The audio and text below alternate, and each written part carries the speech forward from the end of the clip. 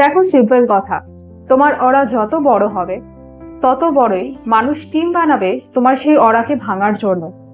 মানুষ এটা দেখতে পাচ্ছে যে তুমি তাদের উপরের লেভেলে চলে যাচ্ছ, এবং সেটা তো কেউ চাইবে না যে তোমার উপরের লেভেলে কোনো মানুষ চলে যাক। তো তারা ষড়যন্ত্র করবে, প্ল্যানিং করবে, আপ্রাণ চেষ্টা করবে তোমার মনোবল, তোমার শক্তিকে ভেঙে দেওয়ার।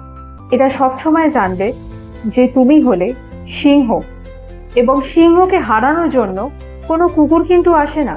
সিংহকে হারাতে পুরো জঙ্গল কিন্তু প্ল্যানিং করে তার বিরুদ্ধে, কিন্তু তারপরও তার কিচ্ছু ক্ষতি করতে পারে না, কারণ সিংহ হচ্ছে জঙ্গলের রাজা, এবং তাকে হারানো সোজা নয়। তার মধ্যে কিছু এমন ব্যাপার আছে যার কারণে সে আজকে জঙ্গলের রাজা হতে পেরেছে। তাই যদি তোমার বিরুদ্ধে লোক ষড়যন্ত্র করে তাহলে ভয় পাবে না।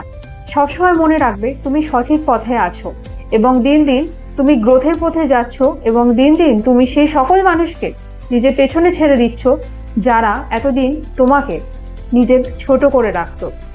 তাই ভয় না পেয়ে নিজের গোলের দিকে এগো। মাথা নিচু করে যেটা করছো চুপচাপ সেটা করতে থাকো।